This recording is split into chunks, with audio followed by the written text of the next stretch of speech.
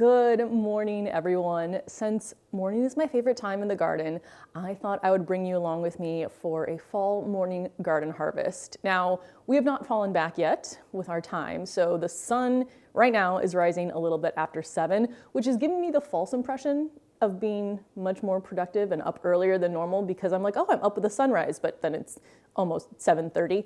So I am kind of looking forward to the time falling back, but not looking forward to it being dark at 4:30. So what I'm gonna do today is I think I'm just gonna harvest some flowers because honestly, I pulled my vegetables. I have some beets still growing, I have broccoli still growing and my herbs, but I have a bunch of flowers that need to be harvested. So we're gonna do both the front and the back deck, and I already showed you the sunrise this morning. I haven't been out to the front deck yet, which is usually when my pigeon friends come and say hi. So we'll head out there now and see if anyone is waiting for me. Speaking of waiting for things, Jack's favorite morning activity now is to sit by the window and watch all the birds. Jack! Hi, good morning. Good morning. Let's see if anyone is waiting to say hi. Sometimes they do.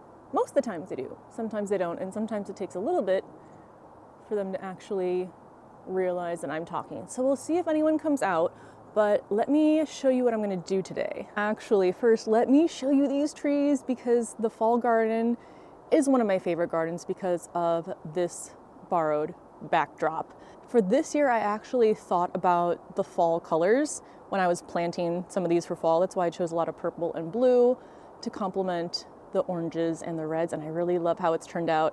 We've had a pretty good fall. Like, these leaves have stayed on the trees for a good amount of time. They're just starting to fall off the top. So this is a maple. This is also a maple, but it's usually a little bit later to change, as you can see. This one right here is the only one that's technically like in our parkway. That one is our neighbor's. And then my favorite trees are over there. Let me get a little bit closer. Look at the color on these. I don't know if I've ever seen trees as bright orange as this, and I have no idea what they are. So if you know what these are, let me know, but I'm absolutely in love with them. And then we have some yellow back there. So we're just getting all of the fall color right on my front rooftop deck garden. Now, as far as what I need to do, I'm gonna harvest some zinnias. I'm gonna harvest some of the gomphrena. I want to grab some gomphrena that's still in good shape to dry, so where the heads are really kind of that tight ball, they haven't elongated yet. I think that's gonna be mostly the carmine or the brighter pink color. I don't know if I'm gonna empty this bed out completely or leave some of the gomphrena in here over winter. The birds do seem to enjoy it, so I might leave some here. There's all my tomatoes and peppers. You can kind of see how much it's broken down really in just a week. And then I need to harvest a bunch of flowers, mostly dahlias. I have a ton of dahlias that are still blooming their heads off. So there are 2 plants over there.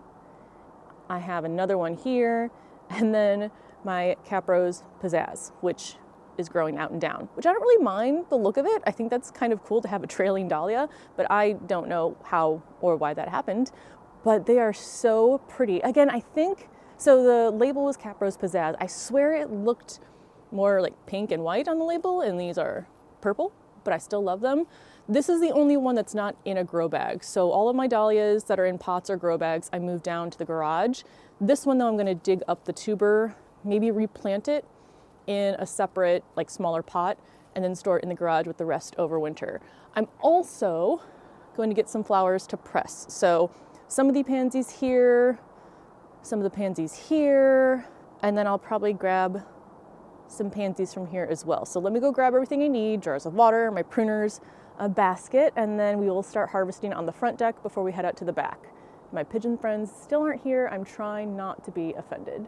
Let's grab the caprose pizzazz first, and I feel like all these stems are a little bit bent because they're obviously trying to grow towards the sun, but also growing down. So I'm just gonna cut these off, and then, oh, you broke, so we'll cut that off there. And then we'll put these in some water. I don't know how much time I have left with my dahlias. So I'm hoping at least a few more weeks, but every time I do a harvest, I am a little bit emotional, not knowing how many more harvests I have left. So I'm probably gonna cut these a little bit longer just to have some longer stems than I would if I knew I was still gonna be getting a lot of blooms. So for example, I would probably leave this, which is a developing flower, if I knew I still had like a month left, but I have no idea how much time I have left, and I don't think it's a month. So I'm cutting the stems just a little bit longer, and you can cut them longer anyway, because I'm not a florist, so it's not like I make a lot of bouquets where I need long stems. I tend to cut mine shorter, but I know a lot of flower gardeners actually do cut them longer. So let's see, is there anyone else I want to grab from the Caprose Pizzazz? I think that's everyone that's open as much as I'd want to grab. Now we'll grab some of the cactus dahlias, which these were labeled as lilac thyme. They are not lilac, as you can tell, so I don't actually know what the specific variety is, but I can tell it is some sort of cactus dahlia. Let's also, I want to take that, no, that one's almost open. So I'm going to leave this flower on to open up. Oh my gosh, I have a zinnia. I thought I moved all of my zinnias out of this bed. Look at that, I have a zinnia. I definitely thought I pulled all the zinnias that were in this bed because they all have powdery mildew. This one also has powdery mildew on it, but I guess I accidentally left one and I have no idea which one it is, but I'm gonna harvest it anyway. So you are gonna come with me.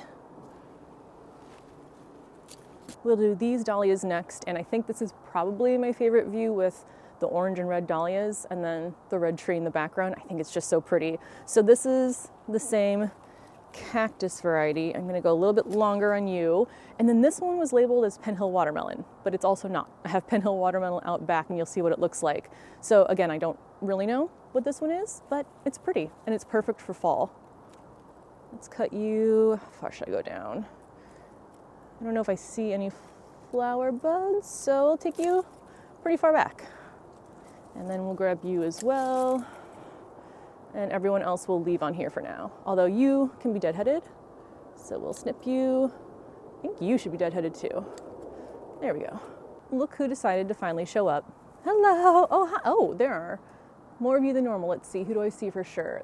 That's Stevie up there. I see Shadow, I see Oreo. Oh, I think it's S'more and Smokey. Okay, no, I know all 5 of you. Good morning, guys, hi. How are we?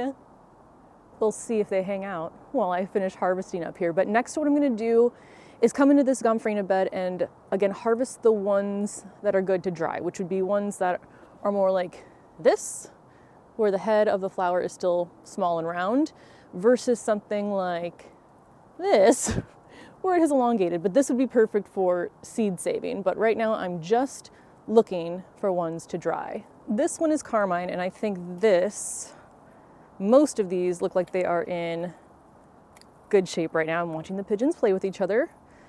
I forgot if I mentioned this, but I think they live next door because that's where I see them hang out the most often, and they come over here to visit. So that is my hypothesis on where they live.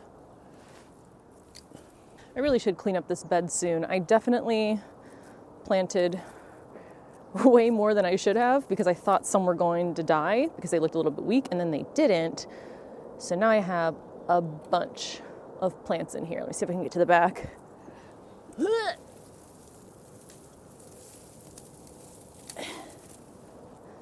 There we go. That's what I have so far. All right, next I'm gonna grab these zinnias, which I knew I had in my garden. So these are Florette, and I have one on here that you guys, can you not? Hello. They're hanging out next to the flowers. Anyway, so some of these I am leaving to dry the seeds, just one though, because that's probably all I need.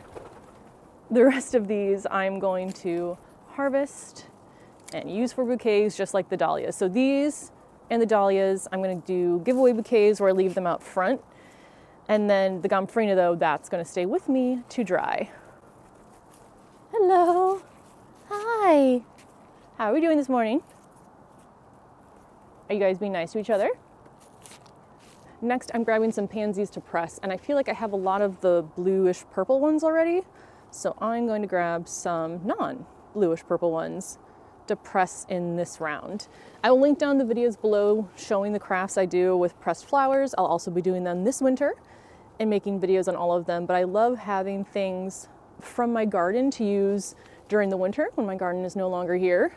And it makes me happy. And these are cut and come again. So all of the flowers I've harvested, the dahlias, the zinnias, the gomphrena, the pansies, are cut and come again. So the more you harvest, the more flowers they'll produce. I'm on the back deck now, and look who's come to join us. Hello. So these pigeons here are the ones I see regularly. Sometimes we'll get other ones that come up. I mean, they like to be near-ish me, but if I move super close to them, they do still fly away. But I think we've become friends now. Now, as far as what we are harvesting, these dahlias, which are doing fantastic. So on the right, we have the lilac thyme. On the left is the Thomas Edison. I want to grab some of those. And then this is the Penhill watermelon. You can see how different it looks from what was labeled as Penhill watermelon up front. I am in love with these, and I'm pretty sure I have purchased Penhill watermelon 3 times, and this is the first time I've actually gotten the correct variety. So those are stunning. I definitely need to harvest some of those. And then below are some of the flowers I'm gonna press. So these are the sun patience. They're the orchid blush for these light ones, and then purple candy for those deeper pinkish purple ones. These, I've pressed some and they look really cool. I have some inside to show you, so I'm gonna harvest a few of these. They're kind of on their way out. Some of them are not looking as great, but we're gonna harvest some of those to press and dry.